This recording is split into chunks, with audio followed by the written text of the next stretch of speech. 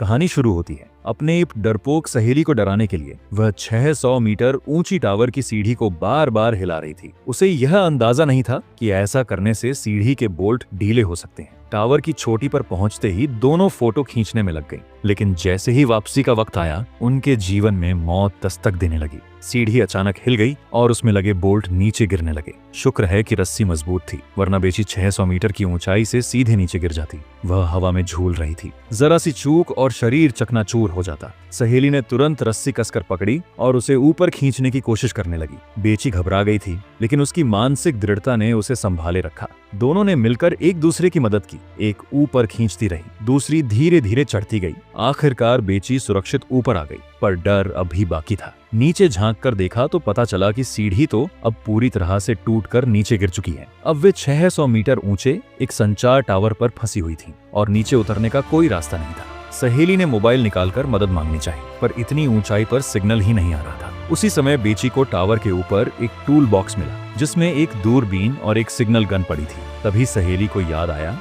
कि सुबह जब वह नीचे थी, तब एक सोशल मीडिया पोस्ट पर 300 लाइक्स आए थे। इसका मतलब था कि नीचे कहीं सिग्नल जरूर था। दोनों ने एक तरकीब सोची। उन्होंने एक मोबाइल में मैसेज टाइप किया और उसे रस्सी से बांधकर नीचे लटकाया, लेकिन रस्सी की लंबाई कम पड़ गई और मैसेज डिलीवर नहीं हुआ। सहेली ने साहसी फैसला लिया। वह सुरक्षा क्षेत्र से बाहर निकल गई और सीढ़ी के बचे खुचे हिस्से से नीचे उतरने लगी। उसने खुद को आधे हवा में लटका दिया और एक हाथ छोड़कर मोबाइल को और नीचे करने की कोशिश की। बेची घबरा गई थी और सहेली की ताकत भी जवाब दे रही थी, पर मैसेज अब भी नहीं गया। तभी बेची को आइडिया आया, अगर नीचे नेटवर्क है तो मोबाइल को सीधे नीचे फेंक दो। सहेली ने मोबाइल को अपने जूते में रखा और अपनी ब्रा को कुशन बनाकर एक पैकेज बनाया। फिर उसे 600 मीटर की ऊंचाई से नीचे फेंक दिया। लेकिन घंटों इंतजार के बाद भी कोई जवाब नहीं आया। शायद मोबाइल गिरकर टूट गया था। अब वे दोनों पूरी तरह निराश थीं। तभी सहेली ने दूरबीन से नीचे एक आदमी को देखा। दोनों चिल्लाने लगीं, लेकिन इतनी ऊंचाई से उनकी आवाज नीचे तक नहीं पहुंची। बेची ने एक एक करके अपने जूते नीचे फेंके।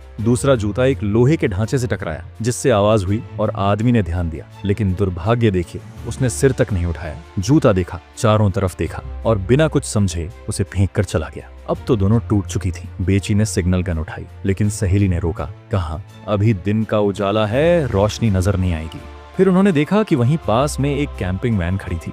शायद वो आदमी अभी गया नहीं है। उन्होंने इंतजार किया और जैसे ही रात हुई, टावर की चोटी से सिग्नल गन दाग दी। रात के अंधेरे में गन की रोशनी चमकी और नीचे खड़े आदमी ने टावर की तरफ देखा। दोनों खुश हो गईं। अब तो मदद पक्की थी। आदमी ने अपनी वैन स्टार्ट की और टावर की तरफ बढ़ने लगा। दोनों की आंखों में उम्मीद की चमक थी। लेकिन तभी कहानी ने करवट ली। आदमी वैन से उतरा, एक लोहे की छड़ निकाली और सीधे उनकी गाड़ी का शीशा तोड़ डाला। वे ऊपर से चिल्लाते रह गए और वो आदमी गाड़ी में बैठा और गाड़ी लेकर भाग गया। जाते जाते हाथ हिलाकर अलविदा भी कह गया। अब दोनों टावर की चोटी पर बिल्कुल अकेली थीं। पानी नहीं, खाना नहीं और अब साधन भी नहीं। अगली सुबह तक भी कोई मदद नहीं है। अब उन्हें खुद ही कुछ करना था। सहेली ने एक और साहसिक फैसला लिया। उसने टावर की तरफ गिरी हुई अपनी बैग लाने की कोशिश की। बेची ने उसे रोका, लेकिन वह नहीं मानी। उसने एक रस्सी खंभे से बांधी और धीरे धीरे नीचे उतरने लगी। एक जगह फिसली भी, पर फिर खुद को संभाल लिया। लेकिन बैग अभी भी बहुत नीचे था। उसने एक हाथ से रस्सी पकड़ी, दूसरे से बैग पकड़ने की कोशिश की, फिर भी दूरी रह गई। अब आखिरी रास्ता था। उसने खुद को झूला दिया, फिर एक झटका मारकर बैग की दिशा में खुद को फेंक दिया। आखिरकार उसने बैग पकड़ ही लिया। बैग में सबसे पहले उसने पानी निकाला। जैसे ही उसने पानी पिया, ऊपर से बेची की आंखों में राहत की झलक आ गई।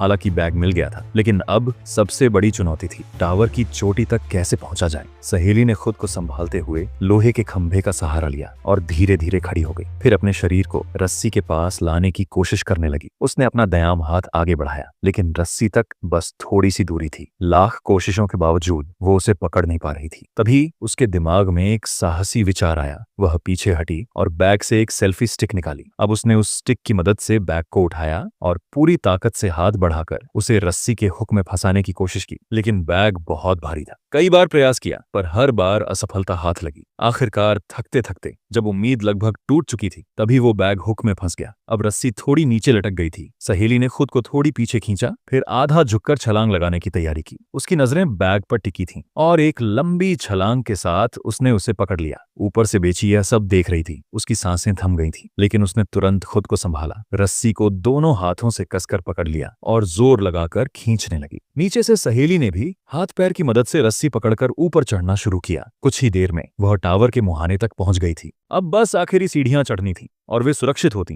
लेकिन तभी अचानक उसकी पकड़ छूटी। थकान से चूर वह सहेली सीधे 600 मीटर नीचे गिरने लगी। ये सब इतनी तेजी से हुआ कि बेची एकदम सन्न रह गई। उसने झांककर नीचे देखा, आंसू उसकी आंखों से बहने लगे। क्या सचमुच वह अब उसे खो चुकी थी? लेकिन तभी नीचे झूलती हुई रस्सी दिखाई दी और उस पर लटकी हुई उसकी सहेली। उसने गिरते हुए आखिरी समय में रस्सी पकड़ ली थी। अब उसके हाथ लहूलुहान हो चुके थे। वह खुद ऊपर नहीं आ सकती थी। उसे बेची को ही खींचना था। बेची ने पूरी ताकत लगाकर रस्सी को लपेटा, खुद को लोहे के खंभे से रोका और खींचना शुरू किया। बहुत देर तक प्रयास करने के बाद आखिरकार वो सहेली ऊपर आ गई और उसके साथ आया एक बैग जिसमें पानी और एक ड्रोन था। बेची ने तुरंत पानी की बोतल निकाली और उसे पीकर 2 दिन की प्यास बुझाई। फिर बैग में से एक होटल की रसीद निकाली और उसके खाली हिस्से में आईलाइनर पेन से एक SOS मैसेज लिखा। उस मैसेज को ड्रोन में डाल दिया। अब बस उसे उड़ाकर किसी आबादी तक पहुंचना था। ड्रोन बड़ी आसानी से उड़ गया और तेजी से सामने दिख रहे मोटल की ओर बढ़ा। लेकिन कुछ ही सेकंड में ड्रोन की बैटरी खत्म हो गई। अगर ड्रोन यहीं गिर गया तो उनकी आखिरी उम्मीद भी खत्म हो जाती। बेची ने उसे वापस बुलाया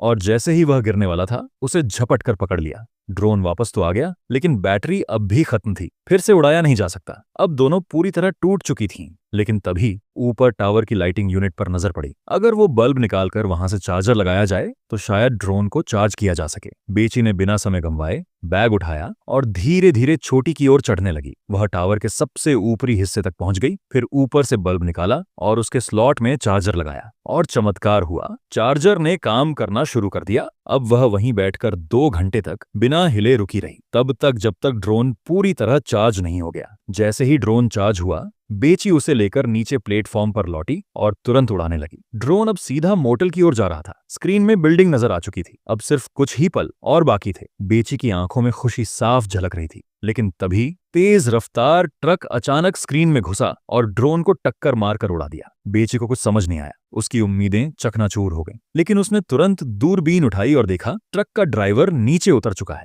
अगर वह ड्रोन को देख लेता तो शायद अब भी बचाव संभव था, पर ड्राइवर ने कुछ देखा ही नहीं। वह ट्रक में बैठा और गायब हो गया। अब बेची पूरी तरह टूट चुकी थी। तभी उसने अपनी सहेली की तरफ देखा। उसका चेहरा अब खून से लथपथ था। बेची को जैसे बिजली का झटका लगा। उसे वो सच्चाई याद आ गई जिसे वह भूलना चाहती थी। असल में उसकी सहेली तो उसी दिन मर गई थी जब वह नीचे गिर गई थी, लोहे की शीट से टकराकर। जो उसे लगा कि उसने रस्सी से खींचकर बचा लिया, वह दरअसल बैग था। तब से वह मानसिक संतुलन खो बैठी थी और खुद से भ्रम पाल लिया था। असलियत ये थी, अब वह पूरी तरह अकेली थी। उस धूप और गर्मी में वह बेहोश हो गई। लेकिन कहानी अभी खत्म नहीं हुई। तभी एक गिद्ध आया और उसके पास मंडराने लगा। उसने जैसे ही लहूलुहान शरीर को चोंच मारी, बेची की आंखें खुल गईं और उसने गिद्ध का गला पकड़ लिया। गिद्ध छटपटाता रहा, लेकिन भूख से पागल बेची ने उसे काबू में कर लिया और फिर उसे खा गई। अब उसके दिल में बस एक ही जज्बा था, जिंदा रहना है, चाहे जैसे भी। अब उसने खुद को फिर से बांधा और सीढ़ियों से नीचे उतरने लगी। नीचे उतरते हुए वह टावर के बेस तक आ पहुंची, जहां उसकी मरी हुई सहेली की लाश पड़ी थी। बेची के दिल में सन्नाटा छा गया, पर अब जो करना था वह उससे भी ज्यादा डरावना था। उसने मोबाइल निकाला, पिता को एक रेस्क्यू मैसेज लिखा। फिर उसने अपनी मरी हुई सहेली का जूता निकाला, उसमें मोबाइल डाला